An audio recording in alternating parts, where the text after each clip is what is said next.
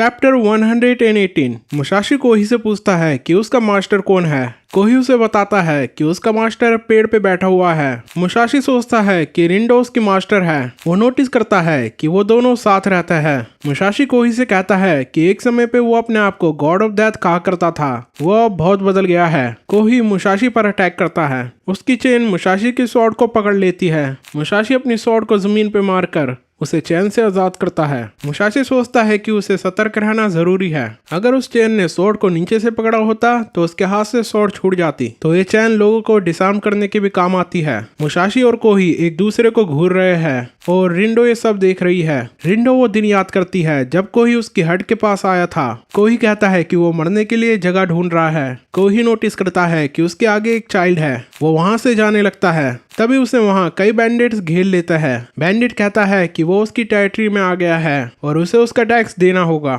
उस बैंडिट का लीडर अपने आप को शिशिरो बाइकन कहता है। वो कहता है कि वो शेकिगाहरा की बैटल में भी था। वो रिंडो को कहता है कि जब उसे बुलाया जाए तभी वो बाहर आए। वो उसे फटकारता हुआ राइस लाने को कहता है। कोही अपने पास से मनी निकालता है और जमीन पर फेंकता हुआ कहता है कि अगर उसे इन्हीं की जरूरत है तो ये ले ले। एक बैंडिट मनी को उठाने के लिए आगे बढ़ता है। कोही मौके का फायदा उठाते हुए उस बैंडिट का सिर काट देता है। ये देखकर सारे बैंडिट्स चौंक जाते हैं। कोही एक एक करके बैंडिट्स को मारने लगता है। उसमें से एक बैंडिट्स कोही से पूछता है कि वो कौन है। कोही अपने आप को डेथ बताता है। कोही बताता है कि वो डेथ है और यही वर्ड वो जानता है। वो बैंडिट कहता है कि वो शिशिरो बाइकन है। कोही उसे भी बीच में से काट देता है। चैप्टर 119 कोही उन बैंडिट्स को मार चुका है। वो चैन और सिकल उठाता है। वो नोटिस करता है कि उसके घाव खुल गए हैं। तभी वो नोटिस करता है कि उस चाइल्ड ने उस पर चैन से अटैक किया है, जिससे कोही बच जाता है। कोही चाइल्ड से पूछता है कि क्या वो उसकी डॉटर है। कोही शिशिरो के पानी से अपना मुंह धोता है और अपने घाव को सिलना शुरू करता है। वो चाइल्ड रिंडो से पूछती है कि कोही उस पर अटैक क्यों नहीं कर रहा।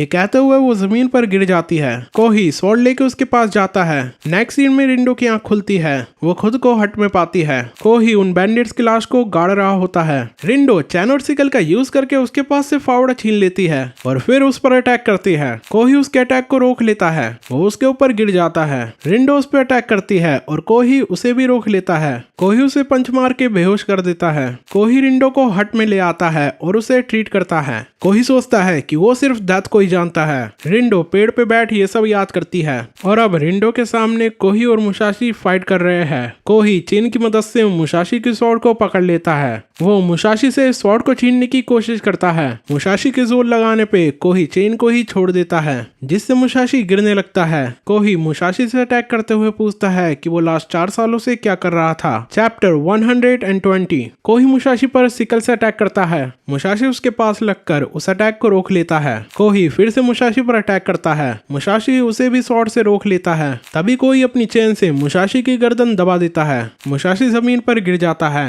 मुसाशी सोचता है कि वो इस फाइट में बिना जान को दाव पे लगाए कैसे आया। वो हमेशा अलर्ट और अपनी जान को दाव पे लगाने को रेडी रहा है, पर याग्यू के बाद से उसे कोई ढंग का अपोनेंट नहीं मिला जिसने उसे घमंडी बना दिया। वो सोचता है कि ऐसा कैसे हुआ। वो याग्यू से सुसाई नहीं है, वो एक बेवकूफ है। कोई कहता है कि इस दिन कई लोग जन्म लेंगे और कई लोग मारे जाएंगे और कल भी ऐसा ही होगा और उसके बाद भी, और ये चलता रहेगा। वो मुसाशी को कहता है कि उसकी जिंदगी का कुछ मतलब नहीं है। मुसाशी अपनी गर्दन में से उसकी चैन खींचता है और खुद को आजाद करता है। मुसाशी कोही पर अटैक करता है, जिससे कोही बार बार ही बच पाता है। कोही नोटिस करता है कि मुसाशी पहले से काफी स्ट्रॉन्ग हो गया है। मुसाशी हाफ रहा है। तभी वो नोटिस करता है कि रिंडो भी पेड़ से उतर चुकी है और उस पर अटैक करने आ रही है, पर रिंडो अटैक करने से पहले ही मुसाशी की गेज को देखकर रुक जाती है। मुसाशी कहता है कि अगर वो उसके पास भी आएगी तो वो उसे जान से मार देगा। मुसाशी जानता है कि अगर कोई भी उसकी स्वॉर्ड की रेंज में आया तो वो मार जाएगा। रिंडो को मरने से रोकने के लिए वो उसे धमकी दे सकता है। तभी इस मौके का फायदा उठाते हुए कोही मुसाशी पर अटैक करता है, जो कि मुसाशी को हिट कर जाता है। मुसाशी उस हिट के बाद भी खड़ा हुआ है। इस फाइट में कोही को बदल दिया है। उसके चेहरे पर पहले वाली तिरछी सी हंसी वापस आ गई है। वो अब शिशिरो बाइकन नहीं रहा, वो सुजिकाजे कोही बन गया है। चैप्टर 121 मुसाशी कहता है कि कोही की वो स्माइल वापस आ गई है। वो आगे कहता है कि भले ही कोही ने नाम चेंज कर लिया हो, पर अब भी वो गॉड ऑफ डेथ ही है। वो शिशिरो बाइकेन नहीं, सूजिकाजे कोही है। और अब मुसाशी के सामने सिमिलर मेंटेलिटी का अपोनेंट खड़ा है, जिसके कारण मुसाशी के फाइटिंग इंस्टिंक्ट्स जाग चुके हैं। और मुसाशी के इस प्रेजेंस के कारण कोही भी बैटल के लिए और उतावला हो गया है। मुसाशी कहता है कि ये फाइट तभी खत्म होगी जब हम में से कोई एक मरेगा। कोही रिंडो को उन दोनों की फाइट से दूर रहने को कहता है। वो आगे कहता है कि अगर रिंडो इस फाइट के बीच में आया तो वो उसे मारने में जरा भी नहीं हिचकिचाएगा। रिंडो ये सुनकर चौंक जाती है और रोने लगती है। रिंडो सोचती है कि कोही अब उसका नहीं रहा। मुसाशी नाम के आदमी ने कोही को उससे छीन लिया है। वो आगे सोचती है कि अगर कोही उसे फाइट नहीं करने देगा तो वो क्या करे। मुसाशी नोटिस करता है कि वो चेन की रेंज को देख सकता है। उसकी चेन इंशुन के स्पेयर से भी लंबी है और अगर वो उसकी चेन की रेंज से दूर रहा तो उसकी स्वॉर्ड कोही को छू नहीं पाएगी और कोही अपनी रेंज मनचाहे एडजस्ट कर सकता है। चेन के आगे जो लीड का वेट है वो किसी को भी फोड़ सकता है। Chain, range. मुसाशी ये सोच रहा होता है और तभी उसे याद आता है कि उसे डिस्ट्रैक्ट नहीं होना है। उसे ताकवन की बात याद आती है कि अगर वो एक पत्थर पर मन लगाए तो वो पूरे पर्वत को नहीं देख सकता। मुसाशी कहता है कि अगर उसने ज्यादा चैन पर फोकस किया तो सिकल उसे काट देगी। वो कहता है कि गॉड ऑफ डेथ उस पर हंस रहा है और तभी हमें पता चलता है कि इन दोनों की फाइट माता हाची पेड़ के पीछे से देख रहा होता है। वो सोचता है कि दो टाइगर्स खेलते हुए भी मानो ऐसा लगता है कि लड़ रहे हो। वो मुसाशी और कोही को देखते हुए सोचता है कि क्या वो खेल रहे हैं और या फिर लड़ रहे हैं। माता हाची सोचता है कि वो उन दोनों के लेवल पर नहीं है, पर उसे आगे बढ़ना पड़ेगा और वो करना पड़ेगा जो उसने लास्ट टाइम नहीं किया। वो अपने फ्रेंड ताकेजो को पकड़ लेगा। मुसाशी अपने आप को कंट्रोल करता है। वो सोचता है कि कोही को तभी डिफीट किया जा सकता है जब वो अटैक करता है और वो अटैक की बात करे तो कोही को एडवांटेज है। मुसाशी सोचता है कि उसे ही पहल करनी चाहिए। मुसाशी अपनी दूसरी स्वॉर्ड भी निकाल लेता है। वो अपने फादर शिनमेन मुनिसाई को याद करता है। शिनमेन मुनिसाई जुटे चलाने में मास्टर था, जो कि अटैक और डिफेंस दोनों के लिए उसी का ही यूज करता है। मुसाशी ने बचपन में अपने फादर से जुटे को यूज करने की ट्रेनिंग ली थी और इस फाइट में मुसाशी को उसके फादर की मेमोरीज याद आई और हर बारी मुसाशी के फादर की मेमोरीज मुसाशी के लिए नफरत के अलावा कुछ नहीं लाई, पर इस बार उस मेमोरी ने मुसाशी को काम कर दिया। चैप्टर 122। मुसाशी ने दोनों हाथों में स्वॉर्ड पकड़ रखी है। कोही सोचता है कि मुसाशी ऐसे खड़ा है कि कोई भी उस पर अटैक कर सकता है, पर फिर भी उसे देखकर ऐसा लग रहा है कि वो हर अटैक के लिए तैयार है। कोही नोटिस करता है कि मुसाशी की प्रेजेंस दिल दहला देने वाली है। कोही कहता है कि वो दोनों एक जैसे हैं। वो आगे कहता है कि उसका जिंदगी में सिर्फ एक ही पर्पस था और वो था उसके ओल्डर ब्रदर तन्मा को किल करना, पर मुसाशी ने उसे मार दिया और इसी कारण उसका पर्पस मुसाशी को मारना बन गया था। यही वो सोचा करता था, पर वो गलत था। कोई आगे कहता है कि वो मुसाशी को इसलिए मारना चाहता था क्योंकि उसे खून खराबा पसंद है। कोई कहता है कि इतने सालों बाद उसे ये जानने को मिला कि वो और ताकेजो एक जैसे ही है, जिन्हें खून खराबा पसंद है। वो फाइट के बिना रह ही नहीं सकते, तभी वो इतने सालों बाद फिर से मिल रहे हैं। मुसाशी कहता है कि वो ताकेजो नहीं रहा, वो मियामोटो मुसाशी है। कोही मुसाशी को कहता है कि वो अब भी डीमन चाइल्ड ही है और या फिर गॉड ऑफ डेथ उसकी तरह है। कोही आगे कहता है कि वो दोनों ही इस दुनिया के लिए सिर्फ बोझ है। कोही मुसाशी को कहता है कि वो जरा अपने आप को देखे कि वो उसे मारने के लिए कितना एक्साइटेड है। मुसाशी कहता है कि वो इस नफरत से परे है। कोही के चैन ने मुसाशी के स्वॉर्ड को पकड़ लिया है और कोही उसे अपनी ओर खींच रहा है। मुसाशी उसकी ओर जाता है और अपने फादर को अलविदा कहता है। वो नफरत के पार जा चुका है। मुसाशी अपने फादर को याद करते हुए सोचता है कि वो अब और उससे परेशान नहीं होगा। मुसाशी दूसरी स्वॉर्ड से कोही पर अटैक करता है और उसे डिफीट कर देता है। रिंडो ये सब देख रही होती है। चैप्टर 123। मुसाशी ने कोही पर अटैक कर दिया है, जिससे कोही के हैंड्स की सारी फिंगर्स कट गई है। उसका सिकल भी उसके हाथ से छूट गया है। रिंडो ये देखती है। वो कोही से फर्स्ट मीटिंग याद कर रही है। वो कोही पर कई अटैक करती है। कोही उसके अटैक से बच जाता है, जैसे मानो कि वो दोनों प्रैक्टिस कर रहे हो। रात हो गई है और कोही हट के बाहर एक पेड़ के नीचे बैठा है। वो याद करती है कि कई समुराई उसे शिशिरो बाइकन समझकर चैलेंज करने आते हैं, पर वो सब के सब मारे जाते हैं। वो ऐसे कितने समुराइज को मार चुका है और उसे हर कोई शिशिरो बाइकन के नाम से जानने लगता है और उसने खुद भी यही स्वीकार कर लिया है। रिंडो याद करती है कि कैसे वो एक साथ अपने दिन काट रहे थे और अब शिशिरो बाइकन डिफीट हो गया है। चैप्टर 124। मुसाशी कोही को डिफीट कर चुका है। उसके अटैक ने कोही की फिंगर्स के साथ उसके शोल्डर को भी इंजर्ड कर दिया है। कोही वही तिरछी स्माइल के साथ जमीन पर गिर जाता है। इतने में ही रिंडो मुसाशी पर सिकल से अटैक करती है, पर वो सिकल बीच में ही एक स्वॉर्ड से टकरा जाता है, जिसे माता हाची ने फेंका होता है। माता हाची मुसाशी को बचाने के लिए वहां आ जाता है। उसने अपने मुंह पे कपड़ा बांध रखा है ताकि कोई उसे पहचान न पाए।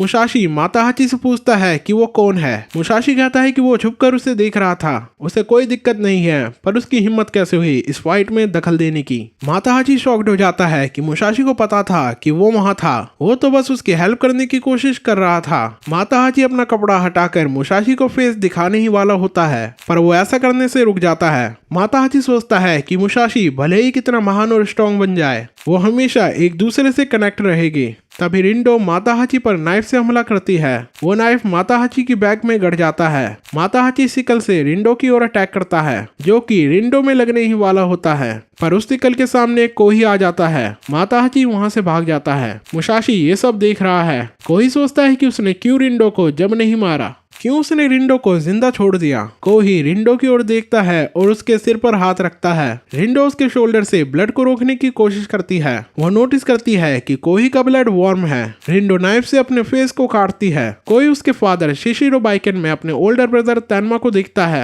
और रिंडो में अपने आप को। कोही सोचता है कि रिंडो भी उसकी जैसी ही है, दुनिया में हेटेड से ही पैदा हुई है। चैप्टर 125। कोही के शोल्डर पे से खून बह रहा है। रिंडो कोही को गले लगा लेती है। वो कोही के दिल की धड़कन सुन रही है। मुसाशी वहीं खड़ा हुआ ये सब देख रहा है। कोही को गर्म महसूस होता है। वो रिंडो को याद करता है। कोही मुसाशी की ओर देखते हुए कहता है कि अब वो स्वॉर्ड भी नहीं पकड़ सकता, अब उसे और फाइट नहीं करनी पड़ेगी। वो मारने और मरने के जाल से बाहर आ चुका है। मुसाशी कोही की इस बात पर गौर फरमाता है। कोही मुसाशी से उसकी ब्लीडिंग रोकने की रिक्वेस्ट करता है। वो मुसाशी से उसे सेव करने की कहता है। मुसाशी ने उसकी ब्लीडिंग रोक दी है और वो वहां से जा रहा है। जाते आते मुसाशी सोचता है कि क्या वो उस व्यक्ति से अपनी जिंदगी की भीख मांग पाएगा जिसने उसे डिफीट कर दिया हो। क्या वो किसी को प्रोटेक्ट करने के लिए ऐसा कर पाएगा। मुसाशी सोचता है। वो आसमान की तरफ देखता है। वो ओसु को याद करता है। वो जोतारो को भी याद करता है। वो सोचता है कि उसने शिशिरो बाइकेन को डिफीट कर दिया, पर उसे मिला क्या। मुसाशी वहां से चला जाता है। कोही अपनी झोपड़ी में लेटा हुआ है। वो सोचता है कि उसने कई लोगों को जान से मारा, जिस पर वो बहुत प्राउड था, और यही एक ऐसी चीज थी जिसने उसे जिंदा रखा। मुसाशी जहां होता है वहां तेज की हवा चलना शुरू हो जाती है। उसे ऐसा लगता है कि कोई उसके पीछे है। वो पीछे मुड़ के देखता है। उसको कोही के विचार कि वो मरने और मारने से आजाद हो चुका है परेशान करने लगते हैं। कोही मेंशन करता है कि जिस किलिंग पर वो बहुत प्राउड था वो भी एक दिन चकनाचूर हो गई, और वो भी उसके हाथों, जो इस किलिंग के रास्ते में बहुत आगे था, और उसका नाम है ससाकी कोजिरो। चैप्टर 126। कोही का पास्ट दिखाया जाता है। ठंड हो रही है और कोही अपनी मदर के साथ है। वो एक झरने के पास आ गए हैं। कोही अपनी मदर से पूछता है कि वो कहाँ जा रहे हैं। उन्हें संभाल के चलना चाहिए, अगर उनका पैर फिसला तो वो नीचे गिर सकते हैं। उसकी मदर उसे धक्का मार के नीचे गिरा देती है, और कोही को उसकी मदर की सिर्फ यही एक मेमोरी याद थी। उसकी मदर कहती है कि उसके पास कोई और चॉइस नहीं है। तभी दिखाया जाता है कि उसे सुजिकाजे गैंग ने घेर लिया है। गैंग का लीडर तैनमा सुजिकाजे उसके पास आता है। वो बताता है कि 10 साल पहले उस औरत ने उससे भी ऐसे ही छुटकारा पाया था। मतलब ये औरत तैनमा की मदर है और कोही तैनमा का भाई। तैनमा अपनी मदर को मार देता है और कोही को रेस्क्यू कर लेता है। तैनमा गैंग के मेंबर से कहता है कि कोही उसका भाई है और आज से ये भी गैंग का हिस्सा है। सुजिकाजे गैंग बहुत ही बदनाम गैंग थी। वो चोरी चारी, लूटा लाटी, रेप और यहाँ तक कि मर्डर करने में भी नहीं हिचकिचाती थी। तैनमा, जिसे कि उसकी मदर ने भी कोही की तरह छोड़ दिया था, वो अपने भाई कोही की देखभाल करता है, पर कोही को उससे कुछ फर्क नहीं पड़ता, बल्कि वो गैंग में रहकर उसके मेंबर से भी ज्यादा खूंखार हो जाता है। छोटी उम्र से ही कोही के पास स्वॉर्ड चलाने का टैलेंट था, पर कोही के पास एक और चीज थी जिसने गैंग के मेंबर्स का ध्यान अपनी ओर खींचा। एक दिन गैंग के मेंबर तैनमा के पास आते हैं और बताते हैं कि तोमिजो मर चुका है। तैनमा पूछता है कि ये किसने किया है। कोही बताता है कि तोमिजो का मर्डर उसने किया है। वो कहता है कि जरा उसके सामान को तो देखो, वो अभी भी खड़ा हुआ है। उसने मेरी लेनी चाहिए तो मैंने उसे काट दिया, और अगर किसी को इससे प्रॉब्लम है तो बताए मुझे। ये सुनकर गैंग के सारे मेंबर शॉक हो जाते हैं। ये सुनने के बाद तैनमा तोमिजो की डेड बॉडी को किक करने लगता है। स्प्रिंग आ चुका है और कोही को स्प्रिंग पसंद है, पर वो विंटर से हेट करता है। और जब अगला विंटर आया वो 12 साल का हो चुका था। वो एक पूरा बैंडेड बन चुका था। सुजिकाजे गैंग एक विलेज में जाती है और उसको लूटना शुरू करती है। मास्टर बाहर आता है। वो कोही को देखता हुआ कहता है, तो यह है सुजिकाजे गैंग। पीछे से एक विलेजर कोही को धक्का मारने की कोशिश करता है। कोही को उसकी मदर की याद आ जाती है। वो उस विलेजर को काट देता है। वो मास्टर को भी जान से मार देता है। उसके बाद कोही एक वुमेन को पकड़ के हट में ले जाता है और उसका रेप करने लगता है। इतने में तैनमा वहां आ जाता है। वो कोही को दूर करता है और वुमेन को काट देता है। तैनमा कोही को धक्का मारता है और दीवार में घुसेड़ देता है। तैनमा कोही की बोल्स को पकड़ के दबाने लगता है और उसे मसल देता है। कोही दर्द के मारे बेहोश हो जाता है। कोही को भले ही उसके बड़े भाई तैनमा ने सेव किया हो, पर कोही ने कभी तैनमा को बड़े भाई की नजर से देखा ही नहीं। और इस विंटर के एंड तक कोही ने ये डिसाइड कर लिया था कि उसकी जिंदगी का कुछ मतलब ही नहीं है।